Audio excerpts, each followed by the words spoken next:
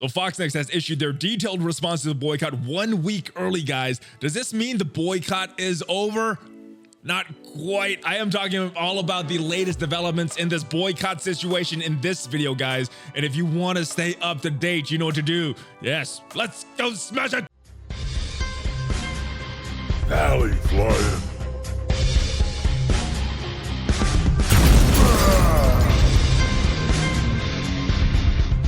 What is up, Valley Maniacs? ValleyFlyin here. I am back. Welcome to the channel. I hope you're having a great weekend.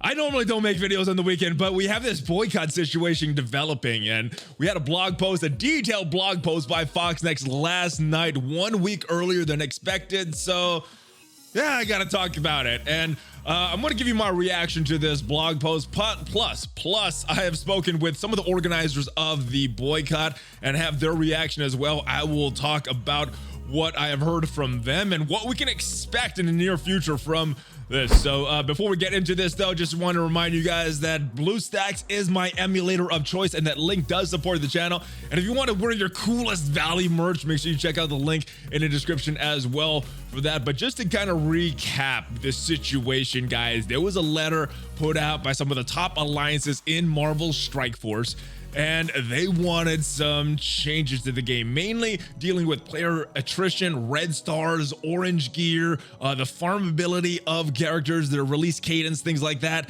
And FoxNext responded a few days later. They said they would respond late in the blog post next week, but they responded this week in yesterday's blog post, February 1st, 2020. So let's go take a look at it. Early 2020 update. Let's see what some of the responses were. Farmable character cadence. So one of the big questions surrounds how we release characters to be farmable via campaign nodes, stores, orbs, or other methods. Moving forward, our goal is to make at least 2 previously unfarmable characters farmable each month.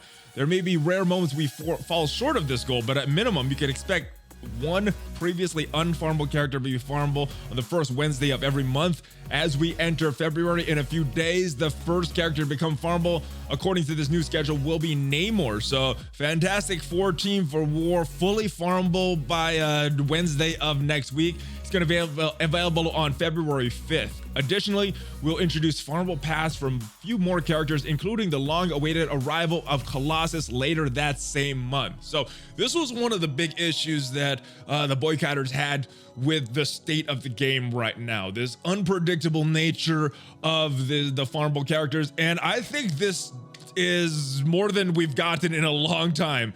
You know, it doesn't clear up a lot of issues. I'm going to talk about some of the issues as we get to the end of this, but this is more information, you know, so we know at least 1. I know there's been months that we haven't had 0 characters become farmable in that month. So this is at least a step in the right direction, but yeah, I don't think this really goes far enough. Especially considering the huge backlog of characters that we have, and you know, getting 4 characters per month or so as we're going, you know, making 1, maybe 2 characters available just doesn't really seem to jive with that 1-to-1 ratio that the boycotters were asking for. So good, better than we've had, but yeah, they could have went a lot further with this one. So yeah, generally kind of mixed bag with this bullet point right here. New campaigns and orange gear availability. We touched on upcoming new content, and next week we'll release 2 new challenge tiers for all challenges. This is good. Hopefully this will solve some of the resource crunch that is going on right now. Hopefully this will get us a little more gear into the in-game economy. I know that was one thing specifically mentioned by the boycotters, but not really touched on too much in this entire blog post. So hopefully that will solve some of the issues here. So that is always a good thing. The following week, so not next week, but the week after, they plan to have out Heroes Campaign Chapter 7, where you're able to earn additional purple gear material, character shards, and for the first time, orange gear material will become farmable, which is good. I've been talking a long time. I've been wanting heroes campaigns, villains campaigns, because those daily achievements, you need those, and you know, kind of running out of characters to farm there. So looking forward to this. Hopefully they have more characters being farmable in this chapter 7 than they're specified in that last bullet point. But let's continue. Specifically, we're planning on having 2 different orange gear materials per node in this new campaign chapter with a similar drop rate to existing purple gear materials. Good. Pair that with the release of our most formidable challenge to date, Dark Dimension 3. So that's what's coming up in February, guys. Heroes next chapter is coming up, and we're going to be able to farm some orange gear and some character shards, and hopefully this reducing some of the backlog of these unfarmable characters. Following that, we're targeting to have our new chapter of Villains campaign out in March and a chapter of Nexus in April. So that is the release cadence of all these new chapters, guys, over the next 3 months until April. We'll be getting Nexus. Those will also contain orange gear materials. For additional access to orange gear, we'll be adjusting the raid sort to allow you to use your raids credits to purchase the orange raid gear orb. This will be coming in the second half of February, so more stuff coming in February to get us some more of that orange gear, kind of coinciding with the timing of that Dark Dimension 3 release, it seems. These increases should result in at least a 150% increase in orange gear material. By no means, this is an important sentence, guys. By no means does this mean we're done with our goal of increasing the availability of orange gear. We're continuing to look for additional avenues to give players access to more of these resources in game. So this is a pretty good thing. We're getting more orange gear. Now, I'm not sure if this is really going to solve that orangey nature of all these uniques, these superior uniques, and these mini uniques that we're going to need to enter Dark Dimension 3, but I think this is a good start. I think one thing that was mentioned in the letter was kind of a show of good faith by FoxNext. I think this is not exactly what everybody wanted, but I think this is kind of that show of good faith. All right, next, these are the 2 important ones, guys. These were the 2 big issues that the people with the boycott had: the red star system and the time crunch in the game. The player attrition mostly due to the RNG nature of the red stars and this increased screen time that you need to be competitive. So the responses by FoxNext to both of these things: improvements of the red star system. We've also been working on improvements to the red star system and want to share some updates now. The last change to red stars was made in version 3.2, enabled the direct progression and add value to duplicate drops with the introduction of elite orbs and promotion tickets. So that was a little improvement to red stars back in the day, and it improved a little bit, but still didn't solve some of the core problems with red stars. We'll be making more of these adjustments to the system in February, so these are things coming up this month, guys. That will include an additional of silver promotion credits to your daily reward, so that's good. Gives us more choice in selecting some characters. Give players 2 more red star orbs every week. Add Elite 4 credits as a reward to challenges. So those challenges tiers that we talked about, getting some Elite 4 credits there as well. I'm not expecting a huge amount, unfortunately, though, guys. We're constantly looking to improve the players' red star progression and the overall red star economy. We'll continue to improve the output and feel of this system, but I know these revisions will be an ongoing and iterative process. So couple things here. There's no clear path to get out of the RNG. Yes, this introduces more red stars for your characters in the economy. This introduces a few more ways to make it selective to a certain point, because the silver credits, they're not good for 6 or 7 red star characters. So to a certain point, this enables some selection, but I think the main problem a lot of people had was the RNG nature of it, and this doesn't totally solve that. It improves it, kind of like the last update did, but it can go a lot further. So I'm hoping this is something like this is ongoing and is something that will be re-looked at very soon, because the red stars, I think, is one of the biggest gripes for myself about this game, and obviously a lot of players that are with this boycott that are organizing this thing. It's one of their big issues as well. Reducing low quality time. So overall screen time was a big concern of the community and the organizers as well. So let's see what the response was here. Reducing low quality time. Another thing the team is looking into is the amount of time players spend in existing modes like Blitz. Yes, we have some features we're trying out. We hope to reduce the low quality time spent in that mode. We're not ready to discuss those features yet in case we don't end up being happy with them, but we all want you to know that this is a big part of the game we're actively looking to improve. if these features pass muster, then expect to hear more about them in coming weeks. I mean, we've been hearing about this for a while now. Ways to reduce the time in Blitz, low quality time. I know this was a big concern way back. I think it was September that we visited the FoxNext offices, and this was something they were trying to reduce. I don't know if they've done too much since then. They talked about it since then, so I'm not sure what the timeline is on this, and I know that was a big concern, and it doesn't look like it was addressed too much. Just that they're kind of working on it, but no real details. Yeah, so, but again, this is more information than we've had in a long time, so good. Now this I think was a very good section right here. This entire section, ISO 8. Now I'm not going to read this whole thing, but the big thing here is that it went through playtest. People weren't really happy with it, and there was some changes that are made, and I think that's a big thing with ISO 8 here. The players weren't happy with it. They took the feedback, they revamped the whole system, they redesigned it, and yeah, so this is what they are working on, or the current iteration right now. When the feature launches, you'll be able to farm your ISO in a new campaign with new energy, allowing you not only to get additional ISO 8, but more gear and more gold. Again, addressing a couple more of the issues they had. As you equip higher tier ISO 8, you'll be able to unlock new abilities for characters specifically of your choosing.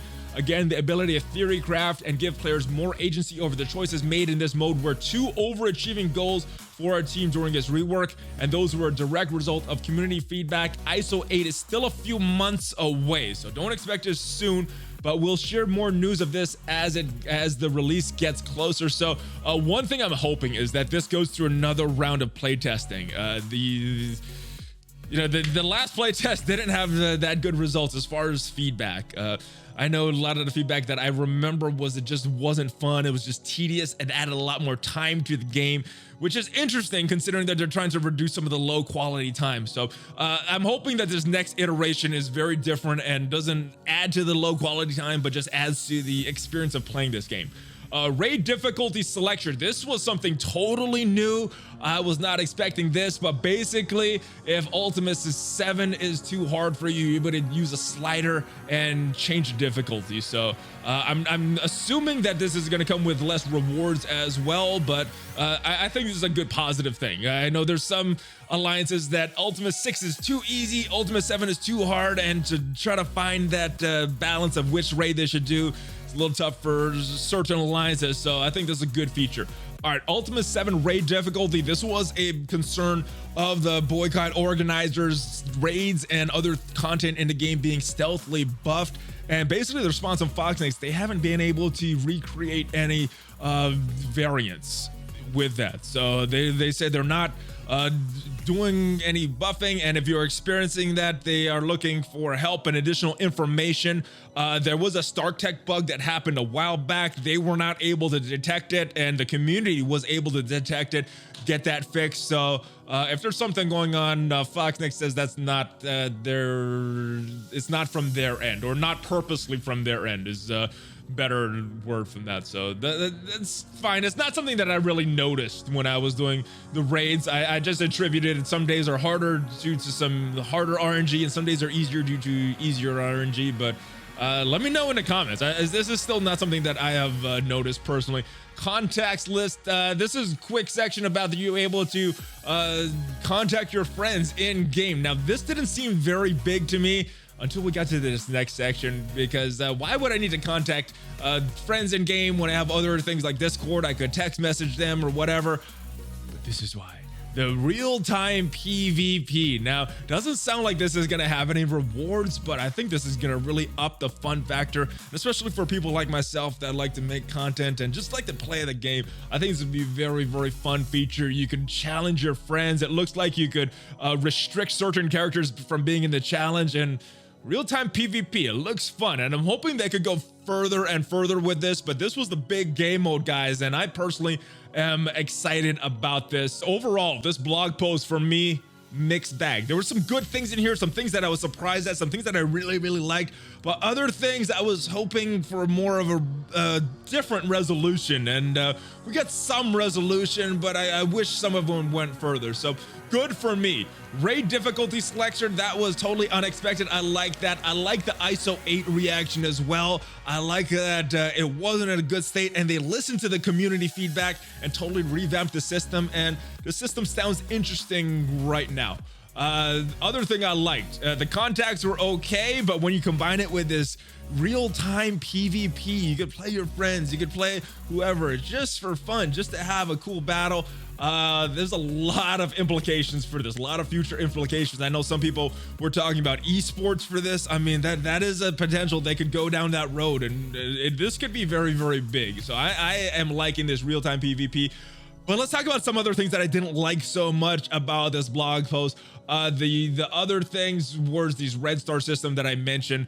Still does not, what they talked about here does not really solve the big issue, which is that total RNG nature. I mean, even with this system, it is improved. Some of the changes that they mentioned does improve it, but it does not really eliminate that RNG nature to get to that higher 6 or 7 stars. For the red stars, there's no amount of grinding that could get you that. It is still totally up to luck, and reducing the low quality time.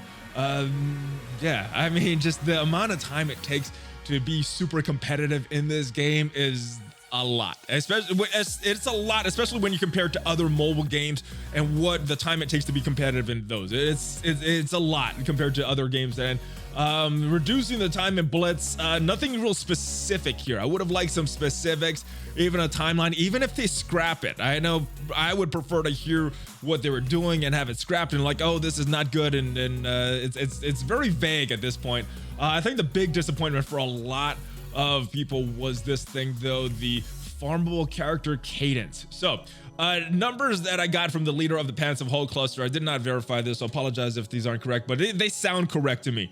19 non-farmable characters in the game right now. They're talking about releasing 1 or 2 per month becoming farmable, and also in addition 23 to 35 more characters in 2020 based on some of the estimates that we've seen here. So if we take all of that into account, 50 pay to win characters by the end of the year. So this character cadence release is better than we've had ever, and to know this information is much better than we've ever had, but does not go far enough and does not really solve one of the issues that is in the game right now, and is this huge backlog of characters. And if they use this release method, it's still not really going to solve this huge backlog that's coming to the game. So there is FoxNext reaction. There is my reaction, along with some of the reaction of the Boycotters. Now, word on the street is that the Boycott organizers, they are looking to get an official response to FoxNext official response by the end of the day today. So look for that. They're probably going to post it on Reddit or other social media across the interweb. So check that out, guys. And this story is continuing to develop. We'll see what happens, and we'll see if FoxNext responds to their follow-up demands. I mean, this situation just keeps getting better and better. I hope you guys have grabbed your popcorn, not just for the Super Bowl, but for this situation developing in Marvel Strike Force. Let me know your thoughts on it, guys. Have you bought Cyclops yet? I have not. I will see you guys next time. I hope you guys like this video. If you did, subscribe to the channel. We are growing this thing, guys, and it is all thanks to you. Smash on that like button, join the notification squad, guys, ring that bell. Check out some of the links down below that support the channel. Valley merch, like I said, you can dress super cool. And I will see you guys next time. Make sure you guys check me out on social media. Hulk fist bump, baby. ValleyFlyin out.